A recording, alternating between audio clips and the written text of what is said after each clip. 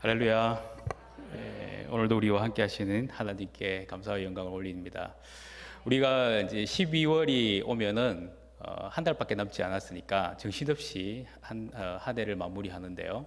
이제 11월에 우리가 해야 될 것이 바로 이 감사가 아닌가 생각을 합니다. 그래서 여러분들의 인생에 하나님 앞에 내가 어떻게 살았는지를 바라보면서 이 감사의 시간을 가지는데 제가 좀 보탬이 되고자 합니다. 감사가 삶의 균형을 맞춥니다. 참 좋은 말인데요. 제가 한 이야기로 시작을 하려고 합니다. 어떤 아내가 남편에게 물었습니다. 여보, 시어머니와 내가 그리고 내 아들이 물에 빠지면 누구 먼저 건져줄 거야? 여러분들 다 눈치채셨죠? 남편은 뭐 근심도 없이 바로 어머니지. 여보, 그러면 두 번째는 누굴 구할 거야? 내심 기대를 하고 물어봤는데 또 근심 없이 바로 대답을 합니다. 아들이지. 그래서 이 아내는 그때부터 우울증에 시달리게 되죠. 도대체 내 남편에게 나는 어떤 존재인가? 그래서 너무 괴로워가지고 이제 안 되겠다. 이래서 정신과 병원에 찾아갔습니다. 그리고 너무 안타까운 마음에 울면서 이런저런 이야기를 하면서 내 남편이 물에 빠지면 나를 구하는 게 아니라 시어머니를 먼저 구하고 아들을 먼저 구한대요. 내가 이것밖에 되지 않는데 내가 어떤 재미로 살겠어요.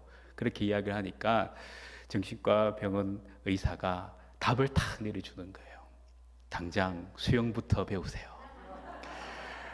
그 말에 이 아내는 힘을 얻었어요. 그래, 수영부터 배우자. 내 살 길은 내가 찾아야지 해서 열심히 수영을 배웠어요. 그리고 옆집에 이제 불러서 옆집에 놀러를 가게 됐는데 자기 아들을 탁 붙잡고 이제 옆집에 갔습니다. 옆집에 가니까 거기에 있는 아주머니가 아이가 왔다고 예쁜 사과를 하나 주는 거예요. 그래, 그 아이가 그 사과를 딱 봤더니 아무 행동을 하지 않고 자기 놀 것을 찾아가는 거예요. 안 되겠다 싶어서 엄마는 아이를 불렀습니다. 야, 다른 사람이 내한테 사과를 주면 어떻게 해야 되지? 그 아이는 사과를 두 손으로 꼭 잡고 그 아주머니에게 이렇게 말합니다. 아주머니, 깎아주세요. 예, 우리가 이 어려운 세상을 살아가는 데에 정말 도움이 될 만한 사람이었고요. 꼭 우리가 배워야 될 것이 있다면 우리가 하나님으로부터 도움을 받아야 되는데 과연 이 하나님이 어떤 사람에게 도움을 줄까? 저는 단언컨대 감사하는 자에게 도움을 주는 것 같습니다. 감사라는 것은 내가 할 수 있는 최고의 하나님께 드리는 표정도 되고 또 행위도 되고 말도 되는 거예요. 그런데 이 감사가 사라지면 어떤 분이 그렇게 말해요. 이 세상에서 제일 쓸모없는 사람이 감사하지 않는 사람이라고. 하나님도 얼마나 많은 곳에서 하나님께 감사하라고 말하는지 몰라요. 왜냐하면 이 감사가 그만큼 중요하기 때문에 그렇습니다. 오늘 우리가 이 감사를 통해서 내가 어떤 감사를 드릴 것인가, 그리고 내가 감사를 어떻게 성경적으로 깨달아 갈 것인가, 이거 좀 배우는 시간이 되었으면 좋겠어요. 감사는 과연 무엇일까? 구약에 나오는 감사와 신약에 나오는 감사가 그 의미가 조금 다릅니다. 구약에 쓰이는 이 감사는 찬양이라는 단어를 포함하고 있어요. 그래서 이 감사를 드릴 때 아주 분명하게 등장하는 내용들이 나와요. 여호와께 감사하라. 그는 선하시고 인자하시니 하면서 분명히 감사를 드리는데 그 감사의 이유를 달아서 감사를 드립니다. 왜냐하면 찬양이 들어가 있거든요. 근데 이게 문법적으로 보면 이게 사역 동사예요. 이게 좀 어려운데요. 이걸 쉽게 풀어보면은 하나님께서 네가 나한테 감사를 할 때는 감사의 이유를 달아서 감사하라고 말합니다. 그래서 다윗도 감사의 이유를 달아서 시편에 감사를 드려요. 이걸 조금 더 깊이 생각해 보면 하나님은 우리에게 감사하라고 하실 때에 그냥 감사를 하라고 맹목적으로 말씀하지 않고 감사를 할 수 있도록 하나님의 은혜를 충분히 담아가지고 우리에게 감사하도록 한다는 사실입니다. 그러니까 내가 하나님으로부터 받은 것이 많기 때문에 감사는 저절로 나와야 되는 건데 우리가 좀 그렇지 않을 때가 있죠. 그래서 신약 성경에는 감사를 두 가지의 의미를 덧붙입니다. 명사적 의미가 있고요, 동사적인 의미가 있어요. 이 명사적인 의미는 뭐냐 하면 이 감사는 기쁘고 행복한 좋은 일들을 생각하는 게 감사입니다. 그리고 동사는 뭐냐 하면 그 생각을 깊이 해보라는 거예요. 깊이. 그냥 떠오르는 것만 감사하지 말고 계속해서 깊이. 그래서 감사를 계속 해보라는 거예요. 그게 바로 범사에 감사라는 말이 그 말입니다. 이걸 종합해보면 하나님께서 우리에게 주신 좋은 일들, 그리고 나를 행복하게 하는 기쁜 일들, 이것을 생각하고 또 생각하고 더 깊이 생각해 보는 것, 그것이 감사예요. 감사는 이렇듯 우리가 그냥 흘러보내는 게 아니라 이 감사는 조금 더 우리의 삶에 밀접할 뿐만 아니라 하나님이 우리에게 주신 것에 대해서 내가 마음껏 그리고 높여드리면서 해야 되는 것이 감사라는 거예요. 그래서 감사는 범사에 감사할 뿐만 아니라 모든 일에 감사하는데요. 이게 그냥 감사가 아니라 어떻게 말하냐면 사도 바울이 이렇게 말하죠. 데살로니가 5장 18절에 보면 범사에 감사하라. 이것이 그리스도 예수 안에서 너희를 향하신 하나님의 뜻이니라 라고 말합니다. 뜻이다라는 거예요. 하나님의 뜻. 하나님이 우리에게 이 감사를 통해서 하나님의 뜻을 이루겠다라고 분명히 명시를 해두고 계십니다. 다른 말로 표현하면 네가 감사의 의무를 지키기만 하면 나는 하나님의 뜻, 그 뜻을 너한테 보여주겠다는 겁니다. 하나님의 뜻이 얼마나 많은지 몰라요. 그런데 감사만 하면 그 모든 뜻들이 이루어질 수 있는 마스터 키가 된다는 사실이에요.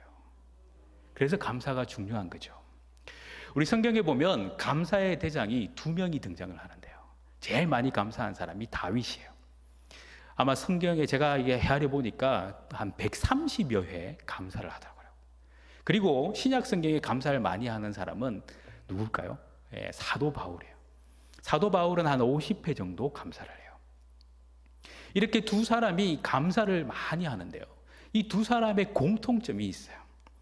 이 두 사람의 첫 번째 공통점은 아주 극심한 고난과 시련을 다 당해본 경험이 있다는 거예요.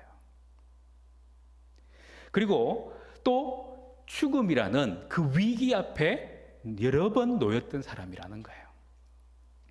그런데 마지막으로 중요한 것은 이 둘은 하나님이 완벽하게 엄지척할 수 있는 인정받은 사람이었다는 사실입니다.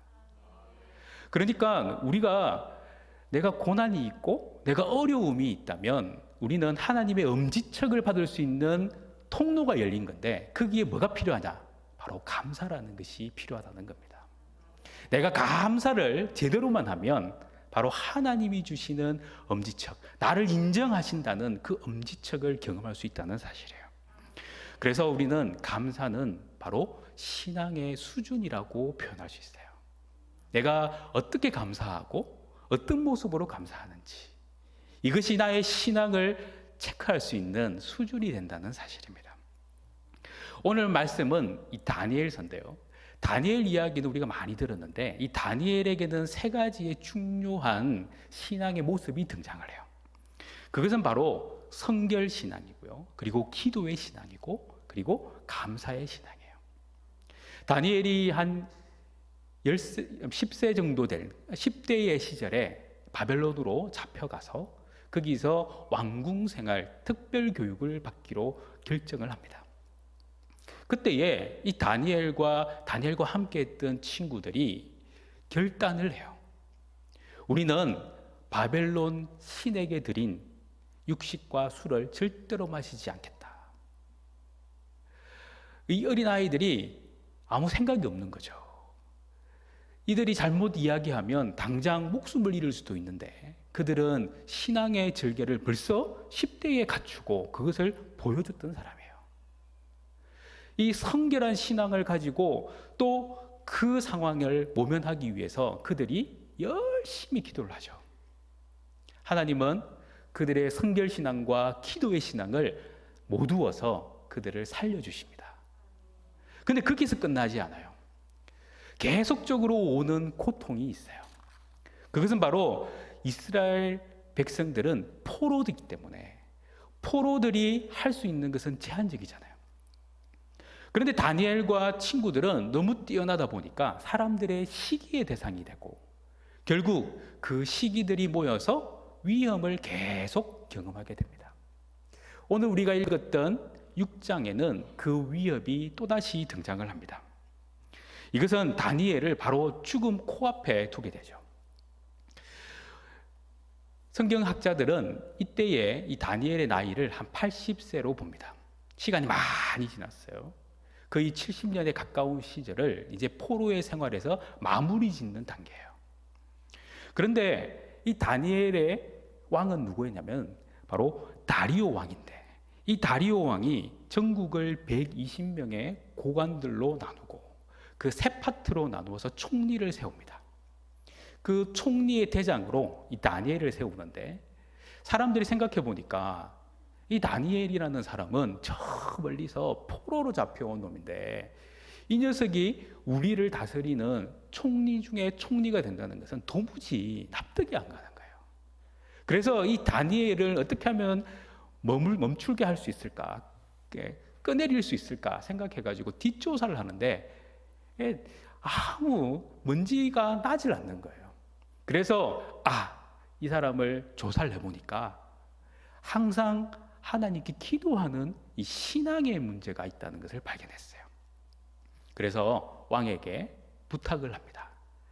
왕이요, 이제 왕 말고 다른 신이나 사람에게 기도를 하거나 부탁을 하면 그 사람을 사자굴에 던져주세요. 아주 심각한 위기에 봉착하게 됩니다. 총리인 이 다니엘이 지킬 수밖에 없는 이 조서가 내려진 거예요. 그러나 총리인 다니엘이 결정을 하고 나아갑니다. 다니엘서 6장 10절을 우리 다시 한번 읽어볼까요? 같이 한번 읽겠습니다. 시작. 다니엘이 이 조서에 왕의 도장이 찍힌 것을 알고도 자기 집에 돌아가서는 윗방에 올라가 예루살렘으로 향한 창문을 열고 전에 하던 대로 하루 3번씩 무릎을 꿇고 기도하며 그의 하나님께 감사하더라. 아멘. 다니엘이 80년 동안 긴 신앙과 또 정치 활동을 통해서 깨달았던 그 승리의 노하우를 여기 다니엘 6장 10절에 담아 놓았어요. 그 첫 번째가 뭐냐 하면 문제가 생길 때 문제에 집중하지 않는 겁니다. 지금 상황은 뭐냐 하면 왕의 조서가 나타나서 30일 동안 그 어떤 사람에게 신에게도 기도하지 말 것을 금지했어요. 이것은 왕의 조서이기 때문에 무조건 지켜야 합니다. 그런데 다니엘은 그것을 알매도 불구하고 문제에 집중하지 않고 그는 그 문제를 위해서 하나님께 나아가서 기도했는지는 모르지만 그것에 마음을 빼앗기지 않고 불안과 괴로움으로 입을 덮어쓰고 고민하지 않았다는 사실이에요. 우리가 코로나 사태가 이렇게 와보니까 예배가 좀 희미해지면서 사람들의 숫자가 많이 줄었잖아요. 그러면 여러분들 예배 시간에 예배의 자리에 나오지 않고 집에서 예배를 드리는 그 시간에 무엇을 했느냐를 보면 알 수 있어요.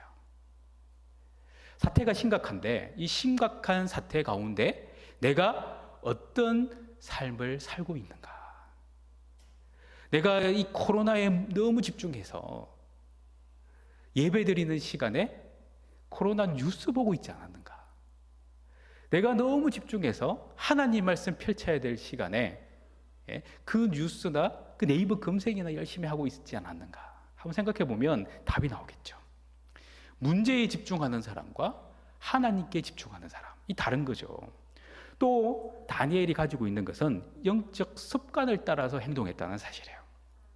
그래서 이 다니엘은 자기 집에 돌아와 가지고 윗방으로 올라갑니다. 그리고 창문을 열죠. 그리고 예루살렘을 향해서 그죠? 하루에 3번씩 무릎을 꿇고 기도를 하고 하나님께 감사하는 모습을 드러냅니다. 이것은 습관이 되지 않으면 안 되는데 그 이유를 이렇게 표현하고 있어요. 전에 하던 대로 이전부터 해왔던 대로 그렇게 했다는 겁니다. 우리의 습관은 조금씩 모여서 그것이 만들어지잖아요. 내가 영적인 습관을 아무리 갖고 싶어도요, 내 오늘부터 감사하리라, 내일부터 감사하리라, 또 내일이 되면 또 내일부터 감사하리라 자꾸 바뀌어요. 그런데 작은 습관에서부터 지금 감사하기 시작하면 그 감사가 모여서 만들어져 큰 감사를 만들게 되는 거죠. 우리가 지금 어떤 습관을 갖고 있느냐, 어떤 영적인 습관을 갖고 있느냐, 이것은 나의 인생을 만들어가고 있다는 사실을 우리는 꼭 기억해야 합니다. 그래서 우리가 기도를 하는데 뭔가 좀 부족함이 있고 신앙생활을 하는데 뭔가 부족함이 있다. 그 이유를 한번 깊이 생각해 보면 영적인 습관이 제대로 갖추어지지 않기 때문에 나타나는 현상일 수도 있다는 거예요. 마지막으로 이 다니엘은 감사하는 사람이었다는 거죠. 이 다니엘을 왜 성경에 이렇게 그의 하나님께 감사하였더라를 빼놓지 않고 기록하였을까? 그 이유는 감사가 그의 인생의 소위 말하는 대표적인 의미이기 때문에 그렇습니다. 바로 다니엘은 감사의 신앙을 빼놓으면 아무것도 아닐 수 있는 모습이라는 거예요. 그렇다면 도대체 이 감사가 뭔가라는 거예요. 이 다니엘의 감사는 우리가 너무나 잘 알듯이 상황을 보는 감사가 아니라 상황을 뛰어넘는 감사였어요. 이것을 우리는 절대 감사라고 합니다. 여러분들, 상황을 보고 감사하지 말고 하나님 보고 감사하면 하나님은 아까 구약의 감사회처럼 우리에게 감사할 거리를 주고 감사를 받으신다고 했잖아요. 분명히 하나님은 우리에게 감사의 거리를 마음껏 하나님이 베풀어 주고 계신다는 걸 꼭 기억하시고 감사하기를 바랍니다. 1918년도에 미네소타 주에 이런 일이 있었어요. 작은 탄광촌에 사진관이 있었는데요. 거기에 사진관 주인 이름은 앤스트롬이라는 사람이었어요. 이분이 어느 날 먼지 틀개를 팔러 오는 할아버지를 만났어요. 너무 좀 초라한 모습으로 오시길래 좀 들어와서 쉬어라고 이 문을 열어주었어요. 그래서 이 노인은 앉아서 쉬는데 갑자기 자기의 스프와 그리고 조그마한 빵 조각을 내어놓고 손을 모두어 기도를 하고 그것을 먹기 시작하는 거예요. 그때에 이 사진 기사는 감동을 했어요. 아, 이게 진짜 감사구나. 왜냐하면 그 시절이 1차 세계대전 이후에 미국이 굉장히 혼란스럽고 이제 경제 대공황이 와가지고 아주 힘들고 어려운 상황이 돼버린 거예요. 그래서 그는 그 감사의 모습을 사진으로 담았어요. 그리고 그의 딸이 그 사진을 보고 유화로 그림을 그렸어요. 그리고 그 사진을 출품을 했어요. 그게 당선이 돼서 이게 미네소타 주의 주 사진이 되었어요. 그리고 그 사진으로 사람들에게 아직도 감사할 일은 남아 있습니다 라는 의미로 그 사진이 걸리게 된 거예요. 그 사진의 제목은 그레이스, 바로 은혜라는 사진이에요. 여러분 이 사진 많이 보셨죠? 우리가 이 모습을 보면서 내 마음속에 깨달아야 할 아주 중요한 사실이 하나 있어요. 우리는 감사를 드리는데요, 이 감사는 결국 감동을 만들고요, 나만의 감사가 아니라 우리 모두의 감사가 되고 이 감사가 하나님께 영광을 돌리는 감사가 된다는 사실이에요. 그래서 우리는 감사를 나만의 감사라고 생각하는 그 어리석음에서 이제 우리 모두의 감사로, 또 하나님께 영광되는 감사로 나아가는 저와 여러분이 되기를 간절히 소망합니다. 이렇듯 감사는 감동인데요. 우리는 이 감사를 알면서도 감사를 제대로 못하는 경우들이 있잖아요. 항상 뭔가 주어지면 감사하는 이 조건 감사를 해요. 또 다른 사람들하고 좀 비교를 해가지고 내가 뭔가 좀 잘나면 감사하는, 저 집은 못하는데 우리 집의 애는 잘 됐어, 그러면 비교하면서 감사드려요. 또 어떤 때는 A상 감사를 할 때도 있어요. 또 우리는 당연히 이거는 뭐 이제 한 달이 지났으니까 감사헌금 내야지 하면서 감사하는 이 당연 감사가 있어요. 하나님이 기뻐하시는 감사는 그런 감사가 아니라 무조건 감사하는 거예요. 그리고 절대적으로 하나님이 나에게 주신 것에 대한 감사, 비교가 아니라 상관없이 하나님만이 나의 감사가 되십니다라는 절대 감사를 드리는 거예요. 그리고 그럼에도 불구하고 내 인생이 코너에 몰릴지라도 다니엘처럼 위기에 있을지라도 감사하는 그 감사가 진정한 감사라는 사실입니다. 제가 이렇게 다니엘을 묵상하면서 과연 이 다니엘이 어떻게 이런 고통의 상황에서도 마지막 성경 구절에는 하나님께 감사하였더라라는 표현을 넣게 하셨을까? 그 도대체 이유가 뭘까? 최근에 제가 읽었던 책 중에서 그 이유를 발견했어요. 마이크 베어라는 분이 이 베스트 셀프라는 책을 지었는데요. 이 책이 아주 유명한 책이에요. 이 책에 최고의 자아를 찾아내라라는 그 챕터 속에 뭐가 등장을 하냐면 감사가 등장을 해요. 아주 유명한 많은 셀럽 중에 대부분은 이분의 코치를 받는데요. 이분이 꼭 빠뜨리지 않고 가장 먼저 그리고 그 정신 상태를 고치기 위해서 하는 첫 번째가 뭐냐 하면 바로 감사입니다. 그 이유를 뭐라고 설명하냐면 이렇게 표현합니다. 감사는 최고의 자아를 찾고 삶의 균형을 찾는 방법이기 때문이라고 말합니다. 최고의 자아, 내가 어떤 정체성을 갖고 있는지를 확실히 알 수 있는 방법은 감사예요. 그리고 더 나아가서 삶의 균형을 찾는 것이 감사라는 거예요. 저는 이 말씀을 이 글을 딱 보면서 그렇구나. 이 다니엘이 이런 감사를 할 수 있었던 이유가 바로 이거구나라는 것을 발견하게 됐어요.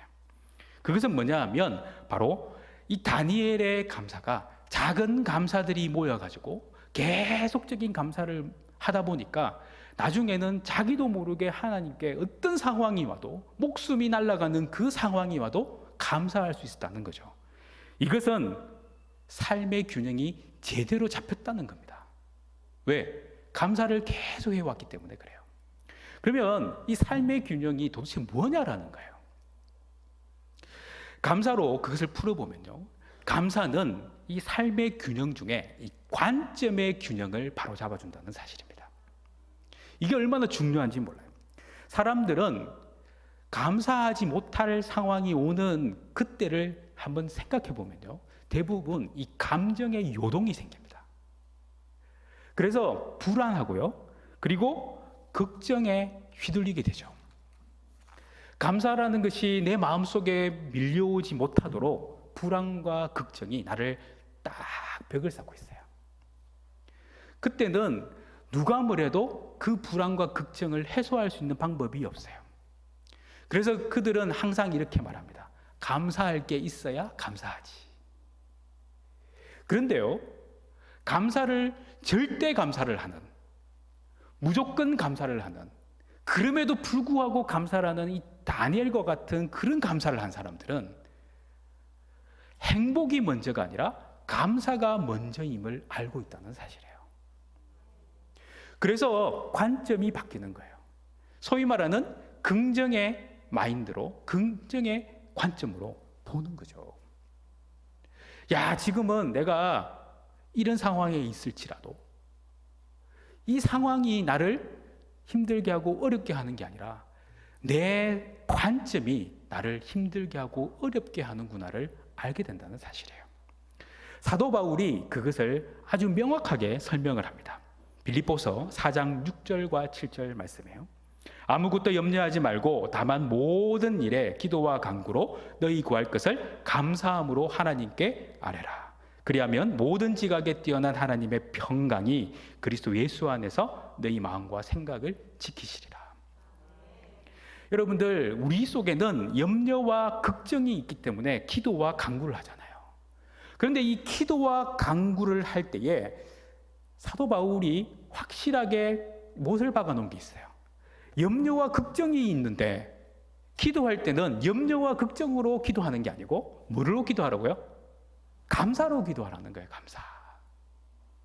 염려와 걱정이 현실이고 지금 나의 상황인데 그것을 놓고 기도하는 게 아니라 감사를 가지고 기도하는 거예요. 그때에 하나님의 역사가 일어나죠. 하나님의 평강이 우리의 마음과 생각을 지켜가시는 거예요. 이 하나님의 평강이 뭐냐? 바로 관점이에요. 하나님의 평강이 임하면 하나님의 관점으로 세상을 보기 시작합니다. 하나님의 지혜로 보기 시작한다는 거죠. 그래서 우리는 감사를 먼저 하기 시작할 때에 내 관점의 균형이 바뀌게 되고 제대로 갖추어지게 된다는 사실이에요. 두 번째로 감사는요, 인생의 목표의 균형을 맞추어 준다는 사실이에요. 사람들은 인생의 목표를 너무 쉽게 생각해요.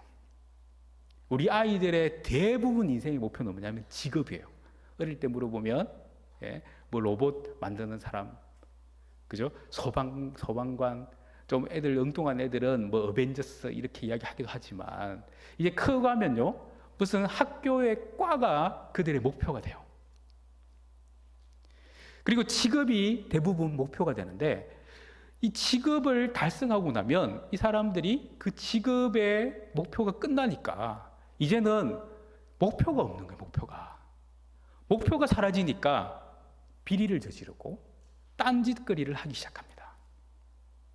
권력을 열심히 추구했던 사람들이 당선이 되면 비리를 많이 저질러 감옥에 가는 경우들이 많잖아요. 우리가 흔히 보는 뉴스거리에 나오는 사람들 중에 로또 맞은 사람들 생각해 보세요. 야, 나는 로또 맞으면 내 인생의 일생의 소원이 로또 받는 겁니다 해가지고 로또 딱 맞았는데 몇 년이 못 가가지고 다 탕진하고 세호랑 차고 감옥에 들어가는 사람도 있어요. 이게 바로 우리가 인생의 목표를 잘못 세웠기 때문에 그런데요. 그러면 목사님, 어떻게 인생의 목표를 세울까요? 바로 세울까요? 매일 감사하기 시작하면 인생의 목표가 뚜렷해지고 폭이 넓어지고요. 하나님의 관점으로 인생의 목표를 세울 수 있다는 사실이에요. 그렇지 않으면요, 승자의 효과에 빠져가지고 승자의 저주를 받게 됩니다. 이 다니엘이 80년 동안 열심히 살았어요. 그리고 결국 총리 중에 총리가 되었습니다. 사람들이 그를 끌어내리려고 얼마나 애를 쓰고 있어요. 그때에 아니, 어떻게 이럴 수가 있어. 내가 지금까지 어떻게 달려왔는데 내가 너희들 한 사람 한 사람 다 불러내가지고 족쳐버릴 거야. 이런 마음이 있었다면 아마 다니엘은 쉽게 무너졌을 거예요. 그런데 다니엘은 그렇게 하지 않아요. 나는 승자가 아니라는 거죠. 나는 이렇게 총리까지 왔지만 이 총리조차도 하나님이 주신 거기 때문에 내가 이 총리의 연연에서 하나님을 저버리지 않을 거야. 그래서 그는 무릎을 꿇고 하나님께 기도하며 차라리 죽겠다라는, 죽으면 죽으리다라는 신앙으로 나간 거죠. 우리는요, 지금 좀 잘 풀린다고 성자가 아닙니다. 그래서 바울은 이렇게 고백을 해요. 자기가 얼마나 잘났는지 그 잘남의 모든 지식과 지혜를 배선물로 여기고요. 그는 빌립보서 3장 13절과 14절에 이렇게 표현합니다. 형제들아, 나는 아직 내가 잡은 줄로 여기지 아니하고 오직 한 일, 즉 뒤에 있는 것은 잊어버리고 앞에 있는 것을 잡으려고 표대를 향하여 그리스도 예수 안에서 하나님이 위에서 부르신 부름의 상을 위하여 달려가노라. 사도 바울은 지금까지 자기가 해놓은 것에 머물지 않고 지금 로마 감옥에 갇혀 있음에도 불구하고 그는 표대를 향해 달려가는 인생임을 성도들에게 표현하고 있어요. 우리의 인생은 하나님이 나를 부른 그 이유에 응답하는 게 바로 신앙생활입니다. 그러면 하나님이 나를 뭐 때문에 불렀느냐? 하나님의 영광을 위해서 불렀죠. 하나님의 영광을 어떻게 알 수 있느냐? 바로 그것은 감사하면 알 수가 있습니다. 왜냐하면 감사를 통해서 하나님이 나의 관점을 열어주시고 내 삶의 목표에 균형을 잡아주시기 때문에 그렇다는 거예요.